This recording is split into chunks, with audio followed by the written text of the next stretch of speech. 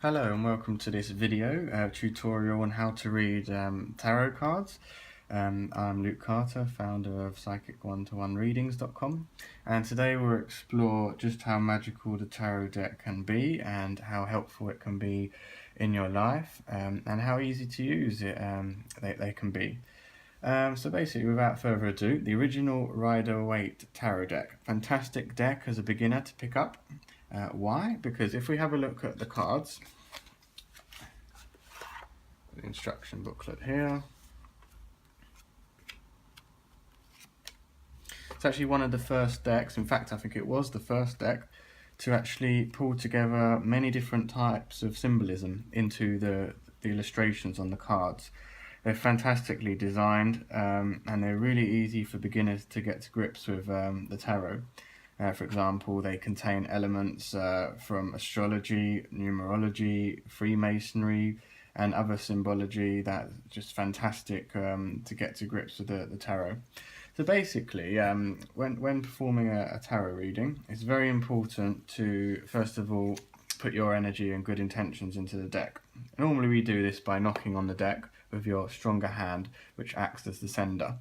Then you can bless the deck and hold it close to your heart and infiltrate some really fantastic emotions into the deck and basically ask the deck to provide really useful and loving guidance for you. There's so many different types of tarot decks, angel cards and tarot angel cards, and the list goes on. You can get ones that are filtered more towards love, relationships, career, but we find these are a fantastic starting point and a good all-rounder, kind of like an industry standard. Of course, if you want to check the description of this video, then you'll find links to a couple of articles which we think will really help you. One is about the history of tarot, how they work, and is basically a complement to this video, along with, of course, other articles we've written, such as do-it-yourself tarot reading, just a basic introduction. Reading tarot doesn't have to involve memorizing everything. It's really important you use your intuition, but to do that you need to relax.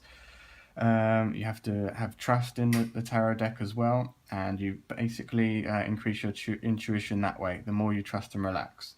So obviously if you have a professional reading first, we highly recommend this because it will show you how to relax in terms of what to expect, but it will also give you some really good guidance right off the bat there. So for that reason, it's always important to consider the help of a professional tarot card reader. You'll gain a lot of insights from the extra information they can add using their psychic gifts, which of course can be developed, but I think to start off with, it's always really important to really understand what the true benefits can be, because they can be life-changing and really help you as long as you're willing to make the necessary steps in your life to go forward. Okay, so now we've put our energy into our deck, it's important to know that when we shuffle and we ask a query of the deck, normally it comes back with answers in relation to what you're thinking about or what you're feeling. So sometimes if we're focusing on something else and we're asking a different question, we might get confusing answers, although they usually refer back to the root of what we're thinking or feeling. So make sure you meditate first, quiet your mind down, and really be sure that what you're asking for is actually what you want to find out.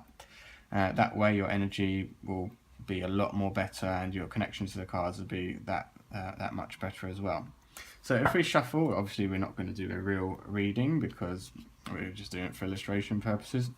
So we shuffle, we think of a query, we shuffle the deck, and in this video we're just going to explore a basic, you can either do a free card reading, past, present, future reading, where the past is obviously the recent past, the future is based on if you kept up what you currently receive in the present or currently doing. So that can be a really good one for simple questions. We'll make another video which will delve into more, not necessarily deeper questions, but where you want more diverse answers, addressing your query from lots of different elements and aspects.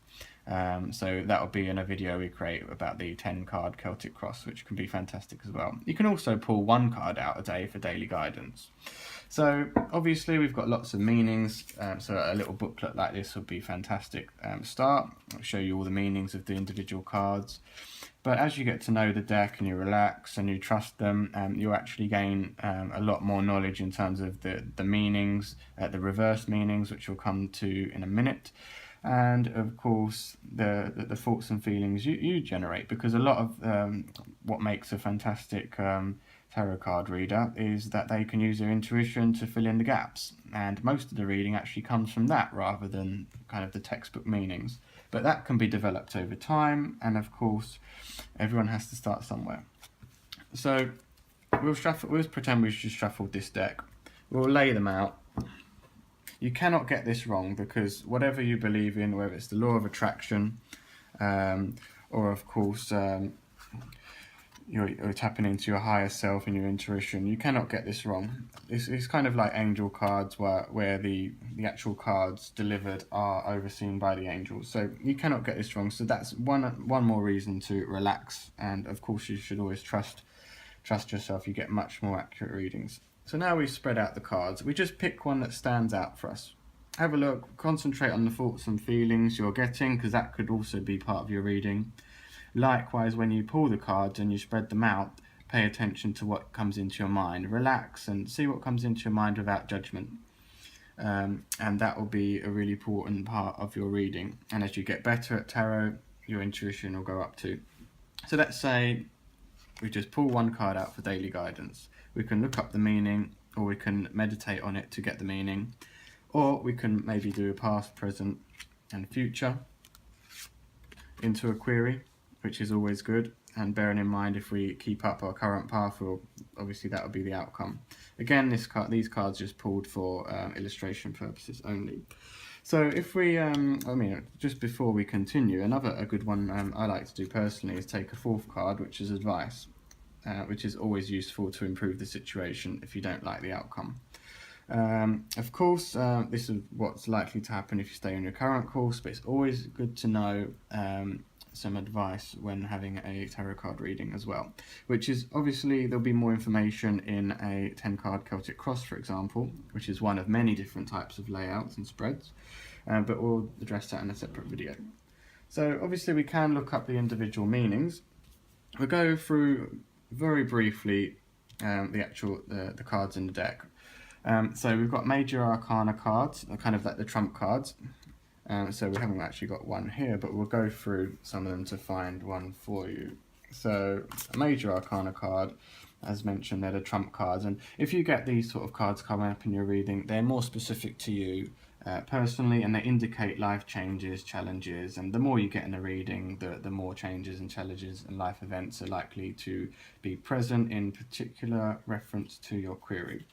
So a trump card, I'll just find one for you. That's made a judgment card, or the Wheel of Fortune. Other cards could be the Death card, which is not as bad as it sounds. Could signal new beginnings. We've got the Lovers card, the World card, the Sun card, the Strength card. They're all sort of major arcana cards. Then we've got the minor arcana cards, which are organised into 4 suits. So we've got, for example, we have suits that relate to love, which are cups, material, pentacles, power, swords, and progress, wands. They can differ based on tarot deck, but generally that's how they go. These add the much needed detail that the major arcana cards cannot. So they all play a part in the reading, and usually it's the relationship and surrounding cards, as you'll get to know as you read tarot, particularly in the larger spreads, that have more bearing on the reading. It's all about the relationships between the cards, not only their individual meanings. That's what comes together to build the magic of tarot. So that's a basic brief overrun of how to read tarot cards. As mentioned, check out the resources in our description below. One interesting thing to mention at this stage is, and I've seen this before, this is how, when you pull reverse cards, they have reverse meanings. It's not potentially negative, it just means that there's a reverse meaning on the card, and it's all about how they all relate together. I've seen where the card is literally subconsciously flipped around, that's fine, and it's very important not to flip it around the other way. Just keep it like that, because that will form part of your reading. So we hope you enjoyed this video, and that tarot reading can be built into your life for extra guidance, and that you can give other people readings to share the guidance and the love. And basically make sure you check out our links, and have a fantastic day.